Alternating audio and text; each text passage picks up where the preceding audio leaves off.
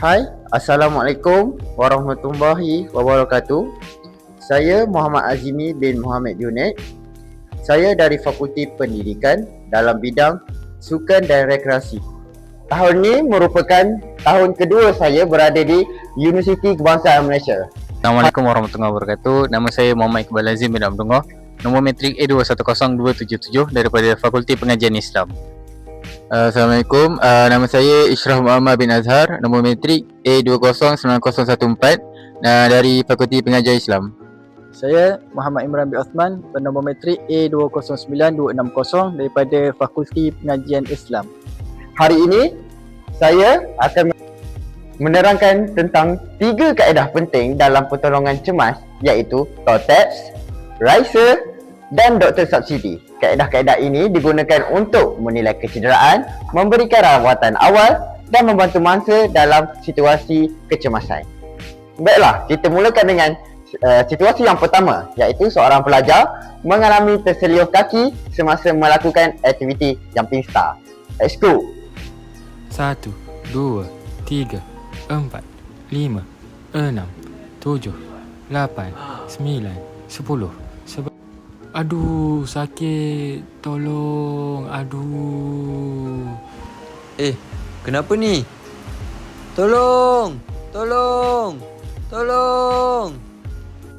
Kenapa tu? Jom tengok.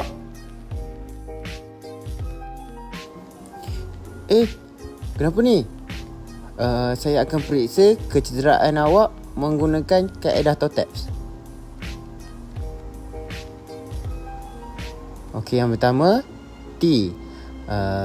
Tok, di manakah awak rasa sakit? Sakit belah buku lali tu. Yang kedua ialah observe. Saya nampak ada sedikit bengkak pada buku lali awak. Dan yang ketiga ialah touch. Saya akan sentuh perlahan-lahan. Adakah kawasan ini yang sakit? Atau kawasan ini? Oh, di sini ya. Okey, seterusnya ialah active movement. Cuba awak gerakkan kaki awak sendiri. Oh, jadi awak tak. Okey, jadi seterusnya ialah passive movement. Saya akan bantu gerakkan kaki awak secara perlahan.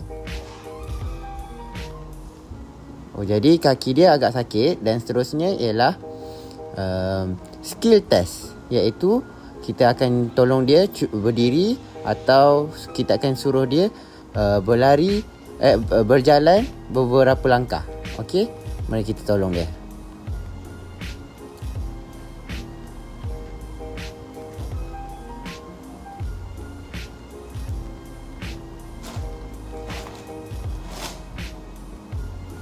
Nampaknya kat sini kemungkinan awak mengalami terselioh. Saya akan menggunakan kaedah RISER.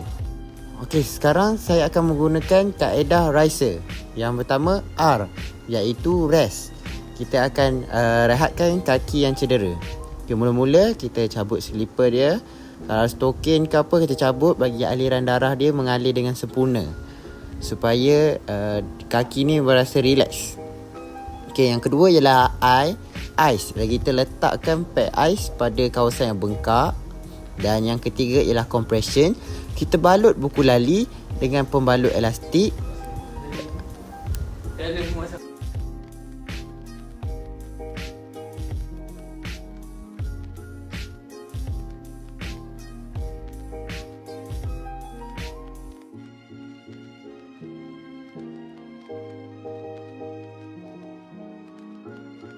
Okey, seterusnya ialah E, elevation. Tinggikan kaki menggunakan kerusi atau beg. Sekarang saya akan menggunakan beg.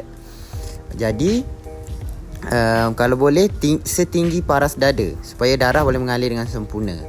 Okey, selepas itu iaitu R, referral. Kita kena rujuk kepada doktor. Okey, jom.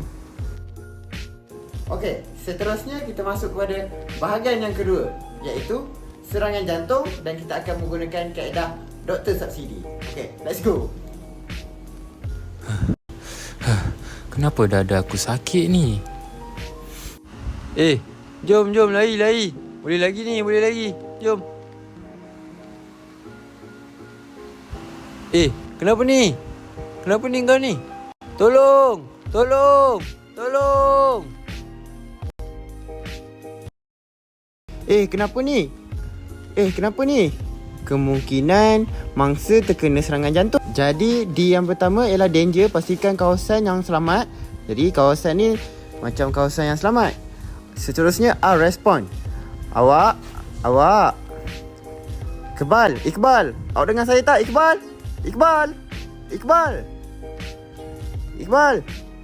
Seterusnya send for help. Awak boleh call ambulans dan pergi ambil AED. Seterusnya airway. Saya akan periksa saluran pernafasan. Dan seterusnya ialah B, iaitu breathing. Saya tengok mangsa tidak bernafas dengan normal. Jadi saya akan teruskan dengan C, iaitu CPR.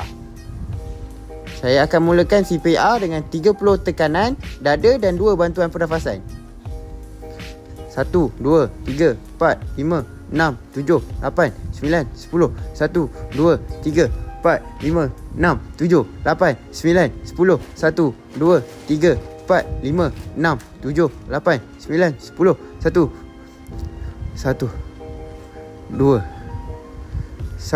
2, 3, 4, 5, 6, 7, 8, 9, 10. 1, 2. Saya dah penat, awak pula. 1, 2, 3, 4, 5, Jimmy! 6, 7, 8. AED tak ada. Okey, kalau tak ada, kita akan tunggu ambulans tiba. Melalui situasi yang pertama, kami telah menunjukkan penggunaan kaedah TOTEPS dan RISER dalam menangani kecederaan terseluruh buku lali semasa melakukan aktiviti jumping start. TOTEPS merupakan kaedah penilaian kecederaan yang digunakan sebelum rawatan diberikan. Langkah pertama iaitu TOP. Ianya bertanya kepada mangsa tentang kecederaan yang dialami seperti lokasi kesakitan dan bagaimana kecederaan boleh berlaku. Langkah kedua ialah observe, iaitu memerhatikan tanda-tanda kecederaan seperti bengkak, kemerahan atau lebam. Seterusnya ialah T, touch, di mana penyelamat menyentuh kawasan yang cedera dengan berhati-hati untuk mengenal pasti punca kesakitan. Seterusnya ialah active movement, dilakukan dengan meminta mangsa menggerakkan anggota yang cedera.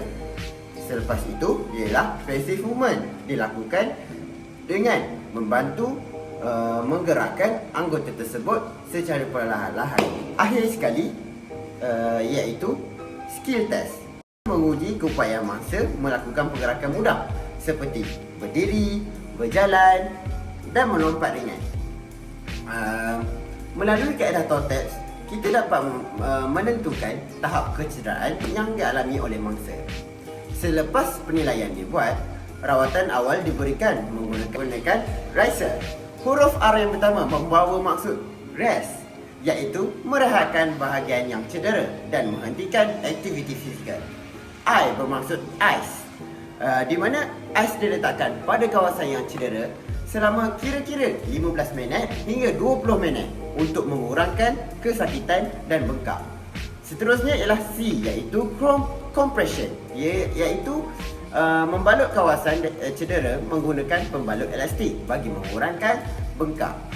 E bermaksud elevation, di mana bahagian yang cedera ditinggikan melebihi paras dada untuk membantu mengurangkan pengumpulan darah dan bengkak. Akhir sekali ialah R, referral, iaitu merujuk mangsa kepada pegawai perubatan atau doktor sekiranya kecederaan memerlukan pemeriksaan lanjut.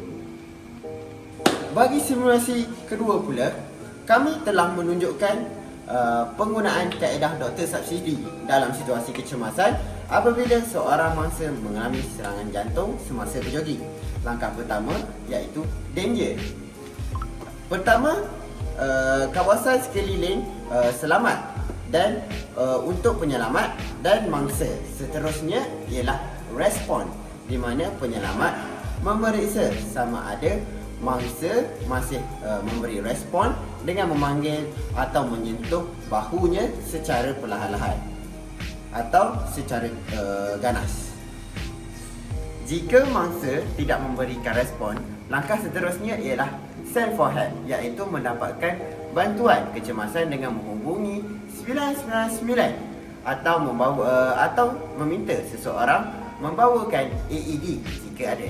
Selepas itu, penyelamat perlu memeriksa airway atau saluran pernafasan bagi memastikan tak ada halangan yang mengganggu pernafasan. Kemudian periksa breathing dengan melihat pergerakan dada dan mendengar bunyi pernafasan selama tidak melebihi 10 saat. Jika masa tidak bernafas atau bernafas secara tidak normal, penyelamat perlu memulakan CPR. CPR dilakukan dengan memberikan 30 tekanan dada diikuti 2 bantuan pernafasan. CPR perlu dilakukan sekurang-kurangnya 4 cm tekanan dada bagi seseorang dewasa.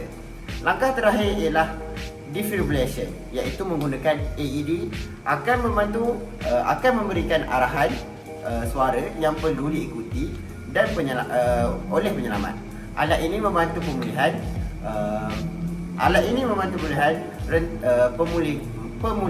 memulihkan rentak degupan jantung yang tidak normal. Kesimpulannya, TOTEX digunakan untuk menilai kecederaan, manakala RICER digunakan untuk memberikan rawatan awal kecederaan, manakala doktor subsidi pula digunakan dalam situasi kecemasan yang mengancam nyawa.